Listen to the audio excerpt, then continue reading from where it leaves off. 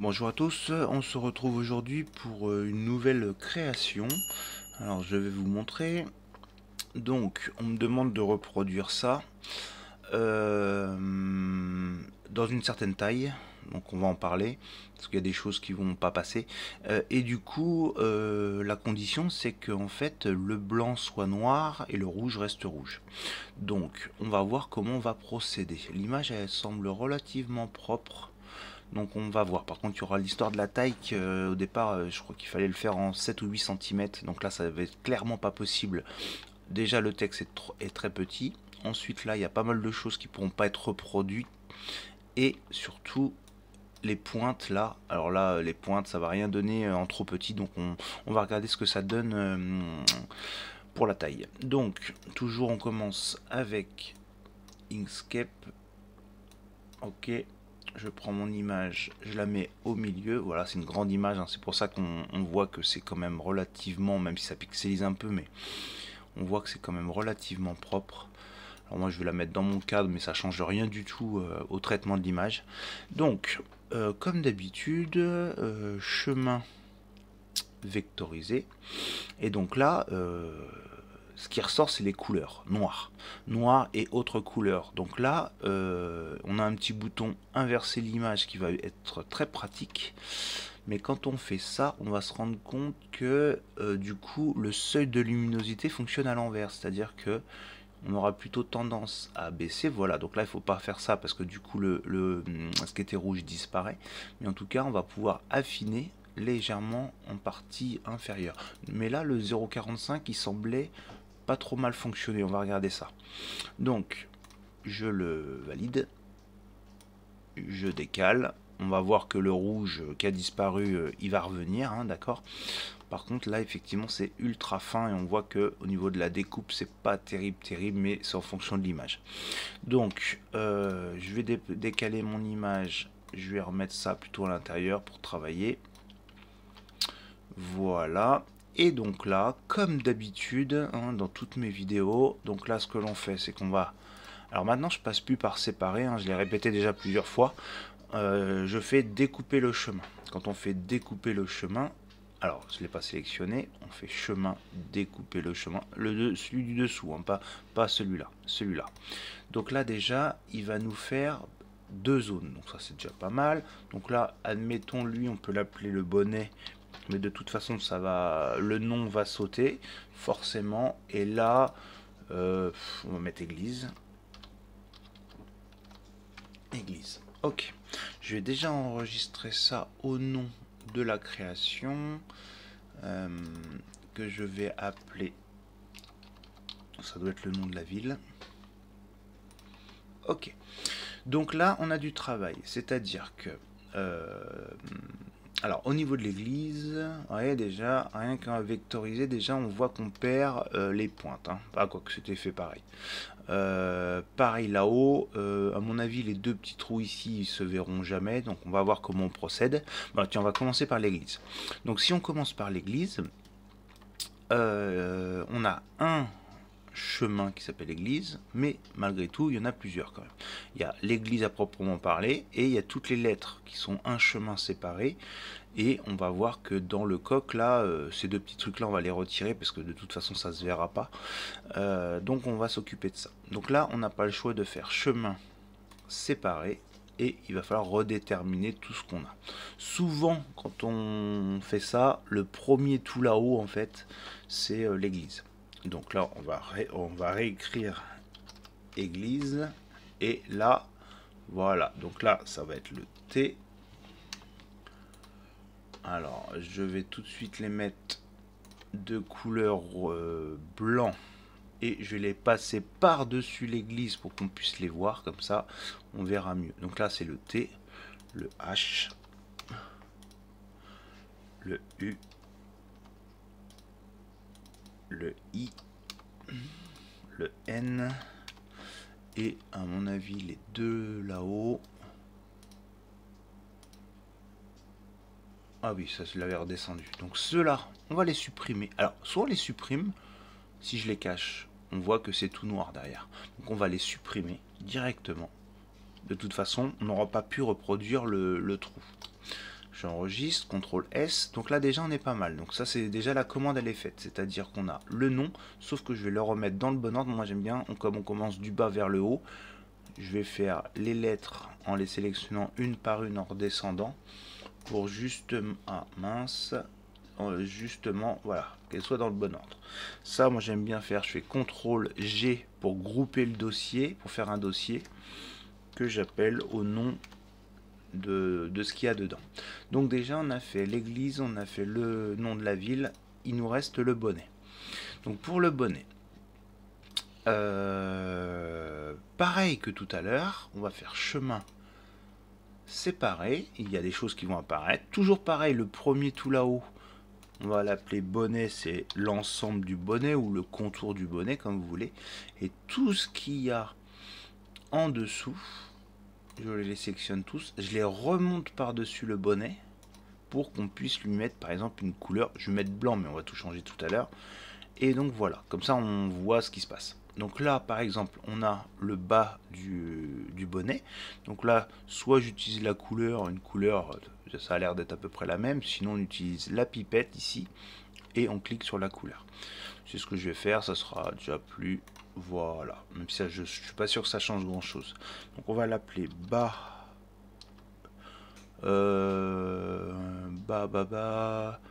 bonnet, c'est pas grave. Ok, celui-là c'est la grande partie, donc là pareil je vais utiliser la même couleur pour pas qu'il y ait de changement de couleur. Donc on va l'appeler, ou sinon on l'appelle rouge. Et je vais les appeler tous les deux rouges, comme il n'y a que ces deux couleurs. Ok. Qu'est-ce qu'on a là-dedans? Alors c'est là que celui-là, il va y avoir des petits soucis à mon avis. Voilà, c'est toutes les petites parties qui devront être faites. Voilà, ça je vais tout regrouper. Je vais pas m'embêter à les renommer. Je fais CTRL G. On va l'appeler logo bonnet. Ça a l'air d'être ça. Ok. Voilà. Mon logo il est fini. Moi pour ma part, ce qu'on me demande, le logo il est fini. J'enregistre. On regarde la taille. Je sélectionne tout. Et là déjà on est en 10 de large sur 15 de haut. Je me rappelle plus ce qu'on me demandait, mais en fait voilà, c'était on va essayer de le faire en comme ça. Je vais faire quelque chose qui tomberont en 10 de large et on regardera par rapport à la hauteur si on peut faire quelque chose. Plutôt 10 de haut, on regardera. Tac, j'enregistre, je le laisse ouvert, je le mets derrière, j'ouvre mon image, donc là c'est celui-là, je l'ouvre et hop, ça me le brode. Là ça sort légèrement du cadre. Je vais choisir un cadre un petit peu plus grand, voilà. Et donc là on a juste à s'occuper des couleurs, c'est-à-dire que, enfin des couleurs, des zones de remplissage. Donc là, ici il me l'a mis en satin, je le veux en remplissage. Voilà, pour que ce soit un peu cohérent par le reste. Mais vous voyez, là ici c'était tellement fin, donc là on va revoir le sens du point, mais là c'était tellement fin que c'est pas super net. Et là j'ai pas le choix que de laisser en remplissage. En fait c'est lié à ça. D'accord. Donc là si on voudrait faire, enfin voilà, là c'est très fin ici. Si on voulait faire quelque chose de plus grand, il faut redessiner ça. C'est-à-dire que là il faudrait prendre le bonnet qui est en noir, mode édition, et en fait prendre tous ces nœuds là et légèrement les écarter un petit peu, voilà, pour faire un tout petit peu plus grand. Pour être puriste, là c'est pareil, il y a des pointes, c'est pas très joli. On pourrait prendre ça, justement un petit peu redessiner tout ça pour que ça soit un peu plus propre. Hop, voilà, pour pas que ça fasse d'à-coup pour la broderie. Bon, un truc comme ça, quoi. Voilà, d'accord, hein, pour essayer, peut-être là, le rapprocher. Alors, hop. Ah, tiens, il a pas voulu, lui. Qu'est-ce qu'il m'a fait? En nœud automatique, en nœud. Alors, pourquoi il veut pas? Voilà. Voilà, on va le remettre un peu comme ça. Voilà, pour pas que ça soit trop angulaire et pas trop près de la sortie du noir là, pour que ça fasse qu'il y ait un peu de matière. Voilà, faire quelque chose un peu comme ça, quoi. Alors, des fois on doit redessiner, voilà, un petit peu, peut-être le rapprocher. Bon, hein, c'est un test, hein, c'est pour voir à peu près comment ça serait, ça se verrait un petit peu mieux. Si j'enregistre et que je regarde par rapport à celui-là, je le rouvre. On le passe en remplissage. Bon, ça fait un peu plus grand. Alors celui-là, faut faire attention au rendu. Par exemple, cette partie-là, moi je le dessinerais plutôt comme ça avec le sens des points. Et on mettrait en densité, parce que là on est très zoomé, on est à presque 2000%, hein, c'est pour ça qu'on voit tous les défauts. En 0,45, ça va densifier un petit peu. Et voilà, hein, c'est tout petit, hein, en fait on le voit pas, mais... Donc voilà, donc ça, on va annuler le premier, on va essayer de faire plutôt celui-là. Alors, dans cette taille-là, bon, on va s'occuper de tous les remplissages. Donc là, le remplissage de celui-là avec la touche contrôle, on prend... Ah, attendez, en sélection. Donc on va prendre le rouge et ça. Et donc on va tout passer à 0,45. Ok. Le logo pour l'instant il le fait pas trop mal. Est-ce qu'on le fait en bourdon, est-ce qu'on le fait en normal? Ça c'est la grande question. Là pour l'instant j'ai envie de dire ça gêne pas beaucoup. Comment ça se fait qu'il déborde encore? Ah oui, je ne l'ai pas changé de cadre. Cadre de 100, voilà. Donc là voilà. Donc là le logo ça donnerait un truc comme ça. Là tout de suite on pense à faire nos bourdons pour ici avec la touche contrôle et prendre tout ça. Alors il veut pas. Si je fais hop là, voilà. Et là, ah, voilà. Donc quand ça marque illustration ici, ça veut dire qu'il y a une partie de là-dedans là qui est, voilà, celui-là qui est pas sélectionné, qui est trop petit. Donc moi avec la touche contrôle, je reste appuyé sur la touche contrôle et je clique ici là. Hop là. Alors ça l'a pas fait. CTRL Z. Alors on va virer cette partie là dans Inkscape. Voilà, c'est celui-là qui est trop petit, qui peut pas être fait. Je prends dessus et je fais supprimer. Voilà, celui-là je le supprime, je sais que ça sera trop petit, quoi qu'il en soit par rapport à la taille, vous voyez, il se fait pas. Donc on recommence, on rouvre le fichier, voilà, là normalement il fait plus. Donc ce qu'on va faire, c'est qu'on va faire toutes les parties avec la touche contrôle, ici, on va le faire remplissage 0,45. On va sélectionner tout ça là, ça va me sélectionner que, voilà, là il n'y a que mon bourdon. Le bourdon je le passe à 0,40, voilà, et là mon motif il est fait.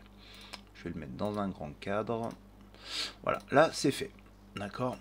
Là on sait que dans l'ordre, j'ai pas fait attention à mes couleurs moi. Alors les couleurs, bon, on peut le gérer. En fait, il faut finir par logo et le nom de la ville, sinon le reste, c'est pas très gênant. Donc là, on clique sur séquence auto. Voilà, là, ça l'a pas fait. Donc là, on va commencer par ça. On va ensuite, ça, on le remonte. Voilà, on le passe dessous pour faire le noir. Une fois qu'on a fait le noir, après, il n'y a pas trop de différence. On peut le laisser comme ça, blanc. Et rouge ou rouge et blanc, enfin peu importe. J'ai envie de dire que celui-là, moi je le mettrais un petit peu là-haut, voilà, ici, et que ça finisse par le blanc. Donc une fois qu'on est bon, on jette un petit coup d'œil dans dessiner lentement. Effectivement, il me fait le noir, il me fait le rouge du bas, il écrit, et voilà. Ça c'est fait. Donc là, ça fonctionne. Comment on sait si... Alors là, ça fonctionne en 10 de large et 15 de haut. Donc là, on me demandait de le faire beaucoup plus petit. Donc là, ce qui va coincer déjà, c'est les pointes et puis le logo à l'intérieur. Donc là, ce que l'on peut faire, on peut essayer de le faire en 100 de haut. Est-ce que ça fonctionne ? Ça a l'air, alors voilà, c'est tout ce qui est finesse, par contre ça coince, hein. Donc là, on est à 100 et 70 de large. J'ai l'impression que ça veut. Même dans cette pointe-là, remplissage c'est bon. Et les logos, et le logo et les lettres, ça a l'air de vouloir se faire. Donc apparemment, ça peut le faire. Par contre là, ça reste ultra fin sur cette partie-là. D'accord? Donc ça, on va le laisser comme ça. Et donc là, du coup, moi, cette partie-là, je vais la sens des points, je vais le mettre horizontalement. Et le noir, on va essayer de le mettre 90 degrés. Et celui-là, comme ça. Comme ça, c'est pour pas que le tissu tire de trop. Voilà. Donc là, normalement, on est bon. On n'a plus qu'à enregistrer, hein, changer notre machine. Hein. Là, c'est sur du Janome, mais on peut l'enregistrer dans n'importe quelle machine et l'exporter. Et c'est bon. Donc voilà pour cette vidéo. En fait, c'était une vectorisation inversée par rapport à l'image ici, là, qui était complètement... En fait, on demandait les autres couleurs, en fait. Comme on veut le broder sur du noir, il fallait que ça soit blanc et comme on voulait le broder sur du blanc, il fallait que ça soit noir et rouge et non blanc et rouge. Voilà pour cette vidéo. Et ben, je vous dis à une prochaine fois. Au revoir.